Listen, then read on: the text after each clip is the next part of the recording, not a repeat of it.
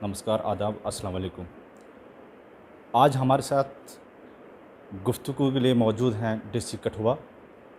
बात करेंगे कि क्या है सूरत हाल इस समय कोविड-19 के बाद, जहां पूरे मुल्क के अंदर लॉकडाउन के चलते बहुत सारे लोग मुतासर भी हुए और इंतज़ामिया की जानिब से भरपूर मदद भी की जा रही है।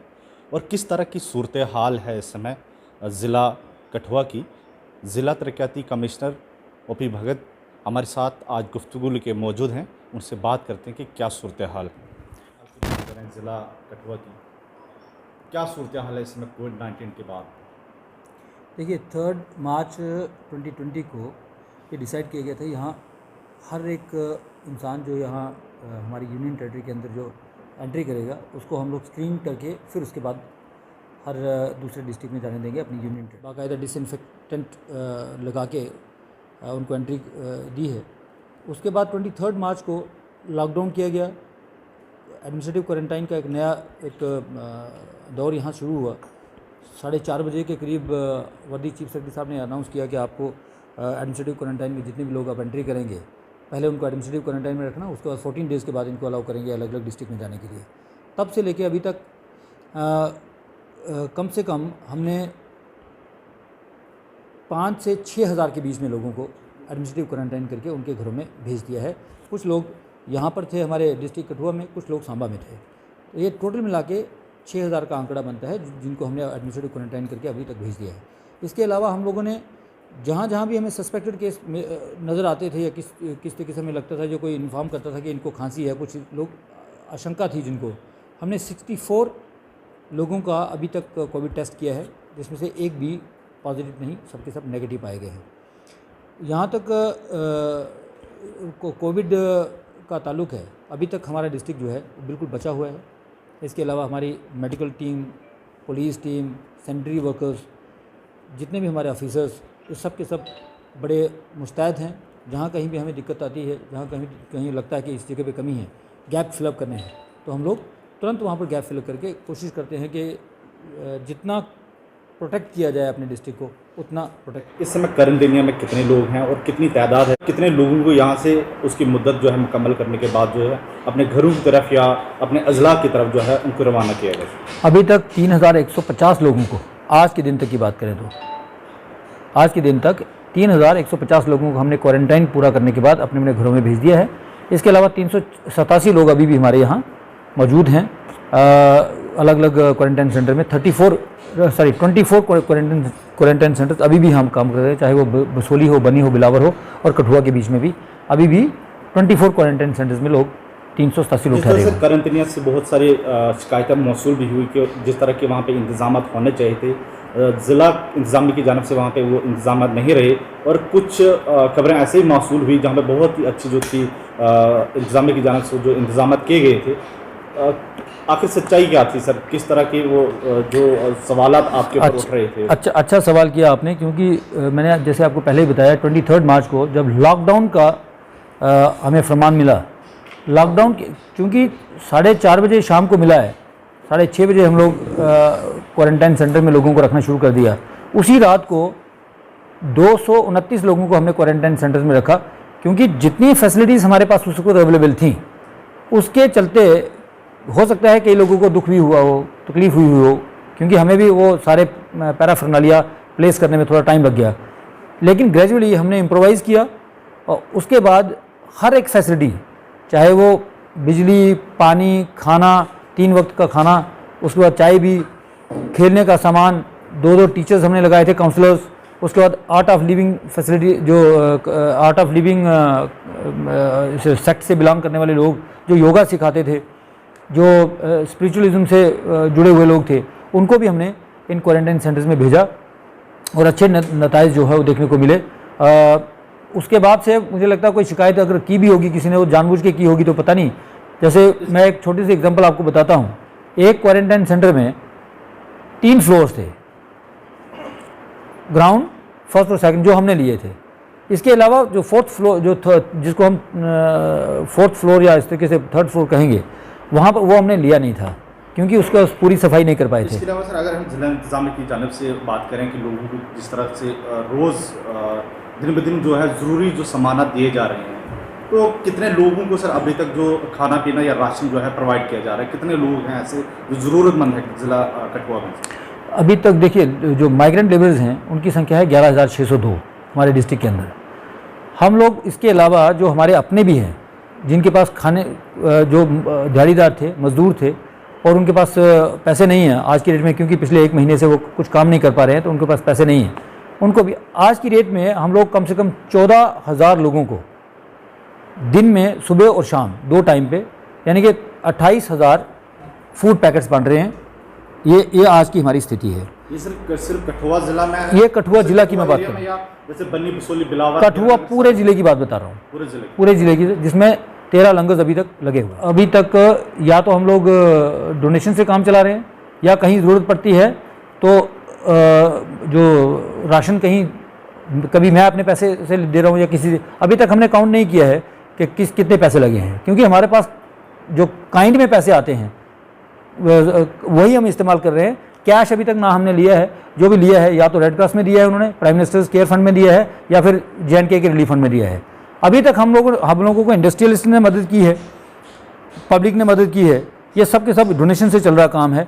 अभी तक बहुत कम हमने जो अपने या तो हमारे ऑफिसर हैं रजनीश जी, कुछ इन्होंने दिए या कुछ बाकी वाले ऑफिसर से हमने इकट्ठा करके ये सब लिए हैं। अभी तक गवर्नमेंट की तरफ से बहुत कम, जहाँ बहुत ज़रूरत थी वहाँ हमने इस्तेमाल किया है। जैसे मेडिकल सुविधा के लिए CMO साहब से जो भी रिक्वेजिशन आती है उसमें हमने पैसे खर्च किए हैं, चाहे सैनिटाइजर्स के लिए हों, 95 जो अपने मास्क हैं उसके लिए, या फिर और कोई सोडियम हाइपोक्लोराइड के लिए, उन चीज़ों के लिए हमने किए हैं, या PPE किट्स के लिए। अदरवाइज़ हमने खाने के लिए बहुत कम पैसा, सरकारी पैसों का अभी तक बहुत कम यूज़ किया गया है, आप ऐसे कह सकते हैं। ये भी नहीं कह सकते कि बिल्कुल यूज़ नहीं किया है। देखिए 1 करोड़ रुपये आया था पहले, 1.5 करोड़ की हमने और डिमांड दी है। 10-10 लाख हमने हर एक सब डिवीज़न को दे दिया था पहले ही। इन केस अगर कहीं ज़रूरत पड़ती है, मास्क खरीदने हैं या कोई और चीज़ रसद की ज़रूरत, जहाँ कहीं भी कोई कमी होती है, आपको सैनिटाइज़र की ज़रूरत है, आपको सोडियम हाइपोक्लोराइड की ज़रूरत है, ये सब करने के लिए 1 करोड़ रुपये पहले हमारे पास था SDRF में, 1.5 करोड़ की हमने और डिमांड की है। अभी तक आएगा तो वो भी इस्तेमाल कर लिया जाए। पसमानदा इलाकों की, वहाँ पर दूर इलाकों में अक्सर लोग जो हैं वो मुतासर रहते हैं बुनियादी सहूलियात से, लेकिन कोविड-19 के बाद उन लोगों को, जहाँ पर बहुत ही ज़रूरतमंद वो लोग हैं, और उन लोगों को किस तरह की मदद की जा रही है, इंतजाम की जा रही है? बिलावर है, बन्नी है, बसोली से भी डिस्ट्रेस कॉल्स आती हैं, वो उसी टाइम पे मैं रिएक्ट करता हूँ। उसी टाइम पे रिटेलिएट करने के बाद मैं SDM या कंसर्न ADCs को बोलता हूँ, PRI के ज़रिए या ULBs के ज़रिए, वो उसी टाइम पे पहुँचते हैं वहाँ पर। कहीं रसद का कमी है या किसी चीज़ की कमी है, नहीं पहुँच पा रहे हैं या लेट पहुँचते हैं, वक्तन फ़वक्तन उनके पास वो रसद पहुँचा दी जा रही है। जहाँ कहीं से अगर कहीं कोई दिक्कत आती है तो उसी टाइम पे उनका तुरंत निवारण किया जाता है। सर इन इलाकों में मैक्सिमम, जैसे बन्नी, बसोली, बिलावर के जो पसमानदा इलाके हैं, इन लोगों इन इलाकों के लोग जो मैक्सिमम जो है मजदूरी के सिलसिले में दूसरे राज्यों में जाते हैं, दूसरी रियासतों में जाते हैं। आपको मालूम ही है कि बहुत सारे मजदूर जो हैं कठुआ ज़िला की, मतलब पूरे जम्मू कश्मीर की बात करें तो फंसे हैं, लेकिन हम अगर ज़िला कठुआ की बात करें तो उन मजदूरों के लिए क्या मैसेज आपकी तरफ से रहेगा कि किस तरह वो वहीं पर रहें? क्योंकि हम लगातार, हमारे पास जो वहाँ से तस्वीरें मौसूल हो रही हैं कि बहुत सारे लोग जो हैं वो मुतासर है इसमें कोविड-19 में, जो मजदूर हैं। जो मज़दूर हमारे यूनियन टेरिटरी के बाहर रह रहे हैं, हमारी यूनियन टेरिटरी के बाहर रह रहे हैं, वो अभी तक बताया जा रहा है कि 30 से 35 हज़ार हो सकते हैं। अभी एग्जैक्ट डेटा किसी के पास नहीं है, लेकिन जो टेलीफोन, जैसे मुझे कोल्ड स्टोरेज राजस्थान वालसड से फ़ोन आ रहा है, इसे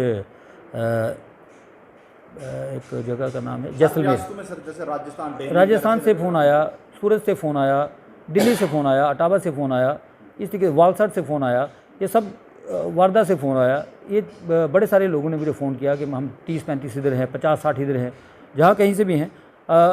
हमने रिवर्ट किया, उनके DMs को बताया और उनको उनके कॉन्ट्रैक्टर से, जिनको उन्होंने एम्प्लॉय किया था, रखा था अपने पास, उनके थ्रू उनको राशन पहुँचाने की कोशिश की। लेकिन अब वो डिस्ट्रेस में है, वो कहते हैं कि हमें घर जाना है। लेकिन अभी तक सेंट्रल गवर्नमेंट की तरफ से ऐसा कोई एग्जैक्ट प्लान उनका बना नहीं है। जिस तरीके से बनेगा हम लोग उसके लिए मुस्तैद हैं। लखनपुर की तरफ से जो हमने गैंगवेज बनाए हैं, 8 टर्मिनल्स हमने उनके लिए प्रिपेयर कर दिए हैं डिस्ट्रिक्ट वाइज। हम लोग पूरी तैयारी कर चुके हैं, लॉजिस्टिक पूरे प्लेस में सारे लॉजिस्टिक हमने तैयार कर लिए हैं। जैसे जैसे आते जाएंगे हम उनको अपने डिस्ट्रिक्ट्स में क्वारंटाइन में भेजते हैं। ये अच्छा सवाल पूछा आपने, क्योंकि बहुत सारी डिस्ट्रेस कॉल्स मुझे बीडीसी चेयरपर्सन की भी आई हैं, निशा मैडम, सुषमा मैडम, बहुत सारी ऐसी जो दूर दराज इलाकों में दुग्गन उसे बग्गन से, ये सारी बीडीसी चेयरपर्सन की और सरपंच की मुझे कॉल्स आई कि हमारे बच्चे हिमाचल में फंसे हुए हैं, हमारे बच्चे दिल्ली में फंसे हुए हैं, राजस्थान में हैं, सूरत में हैं, जहाँ कहाँ से हमारे कॉल्स आ रही हैं कि हमें यहाँ से ले जाओ आके। मैं उन बच्चों को भी और उनके पेरेंट्स को भी ये कहना चाहूँगा, आप इत्मीनान रखिए, जो ऑनरेबल प्राइम मिनिस्टर साहब ने कहा हुआ है कि जो जहाँ है वहीं पर रहिए, मूवमेंट बहुत कम कीजिए ताकि इसकी चेन जो है वायरस की वो टूट जाए।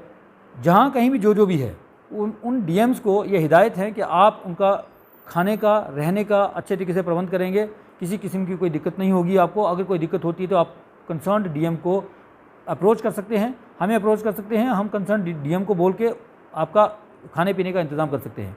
लेकिन आप मूवमेंट जब तक गवर्नमेंट नहीं कहेगी, एक well plan, well thought of plan नहीं बनेगा, तब तक आप मूवमेंट मत करिए।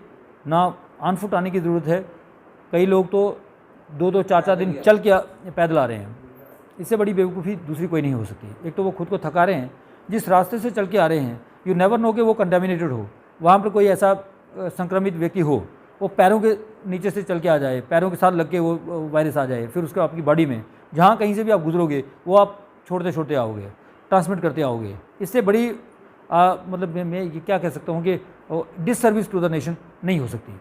आपको चाहिए जहाँ कहीं भी आप हैं, इस वक्त प्रलय का समय है, अगर 1-2 दिन फाके रह के भी अगर अपनी जान बचानी पड़ जाए तो मुझे लगता है इससे ज़्यादा सर्विस नेशन को कोई नहीं होगी।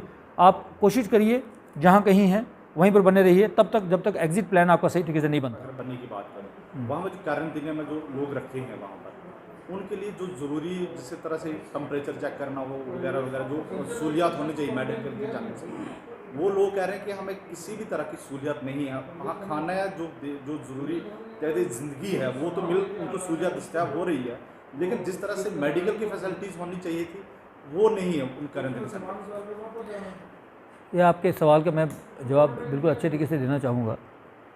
जब तक सिम्टम ना हो, अभी आप जो Indian council of medical research की जो नई गाइडलाइन आई है, जब तक एसिम्टोमेटिक है इंसान तब तक उसका टेस्ट करने की ज़रूरत नहीं है। सिम्टम्स हों तब भी आप 5 से लेके 14 दिन तक का इंतज़ार करें, उसके बीच वाला पीरियड जो है उसमें आप उनका टेस्ट ले सकते हैं।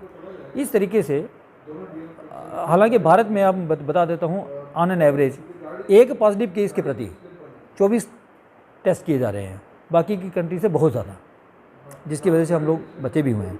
ऐसा नहीं है कि वहाँ पर उनका टेस्ट नहीं हो रहा है, लेकिन जब तक एसिम्प्टोमेटिक है इंसान तब तक इन टेस्ट को ज़ाया करने की ज़रूरत नहीं है।